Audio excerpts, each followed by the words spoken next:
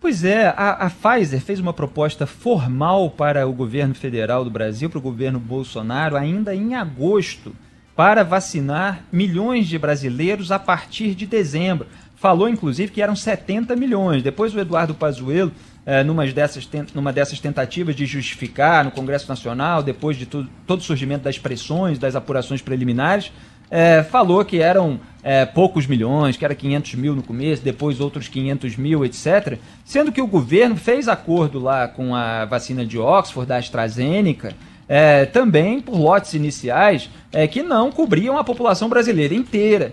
Então, assim como Netanyahu fez em Israel, o que se faz é ir fechando acordos pela quantidade que tem naquele momento, e aos poucos esses acordos vão sendo desdobrados conforme as empresas, conforme os laboratórios vão produzindo maiores doses de vacina. Não dá para esperar uma empresa, um laboratório, produzir mais de 200 milhões de doses, e muitas vezes são o dobro, né, porque são 2 doses por cidadão, para que o país comece a negociar com essas empresas, com esses laboratórios. Então as desculpas do governo federal são muito esfarrapadas nesse sentido. Ele não fez os acordos por outros motivos, porque estava mais preocupado ali numa tentativa de minimizar e desdenhar da pandemia. O presidente estava chamando brasileiros de frouxos, de maricas, por não encarar de peito aberto essa doença, essa propagação do vírus, querendo que tudo voltasse à normalidade sem as devidas condições. E ele queria isso já desde o começo,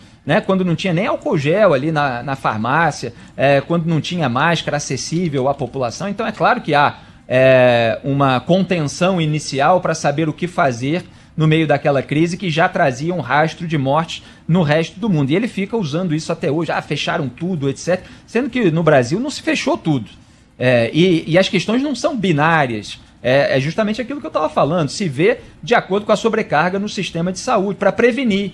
Agora, quando você faz alguma coisa para prevenir, o efeito nocivo não vem. Aí sempre tem alguém para dizer que aquilo foi inútil, que aquilo gerou outros problemas. Mas aí, se você não faz, pode acontecer aquilo que aconteceu em Manaus, onde faltou oxigênio, onde morreram dezenas de pessoas. Então, é uma preocupação literalmente vital, que é preciso ter. O Instituto Butantan também ofereceu ao governo federal vacinas 3 vezes no ano passado e não houve acordo. O presidente Jair Bolsonaro estava mais preocupado em desdenhar daquilo que ele chamava de vacina chinesa do João Dória, fazendo todo o uso político e ideológico dessa aversão ao governo chinês para o caso de uma crise sanitária em que o Brasil depende dos insumos chineses, não só para a vacina do Instituto Butantan em parceria com a China, mas para as outras vacinas, inclusive aquela de Oxford, com a qual o governo federal fez um acordo inicial.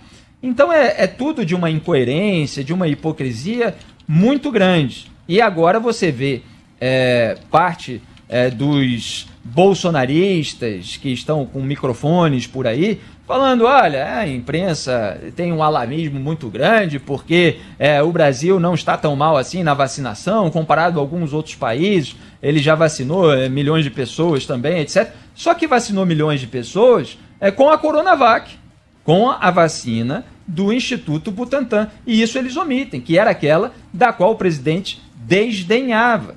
Inclusive, quando o Ministério da Saúde quis assinar lá uma carta de intenção de aquisição, o presidente Jair Bolsonaro vetou, fez o ministro Eduardo Pazuello voltar atrás. Isso já era a 3ª tentativa do Instituto Butantan. Ele disse, inclusive, que não compraria o Jair Bolsonaro, inclusive depois de aprovação na Anvisa. Aí depois disse que não, eu sempre disse, nunca fui contra a vacina, que se fosse aprovada pela Anvisa, mas os vídeos das declarações dele, as postagens das redes sociais, estão circulando por aí. Então é preciso, em primeiro lugar, reconhecer o problema, reconhecer a gravidade da crise, coisa que o Bolsonaro não fez no começo da pandemia, dizendo que era muito mais fantasia. Então o Brasil agora corre atrás, tanto de vacina quanto de reformas, e o presidente, por não ter feito o seu dever de casa, com o devido planejamento em vários campos, ele vai tomando atitudes intempestivas, alopradas, que geram um prejuízo, seja financeiro, seja em termos de vidas perdidas, muito grande. E isso é tremendamente preocupante, porque a gente ainda vai viver boa parte dessas consequências. Essas crises ainda não passaram.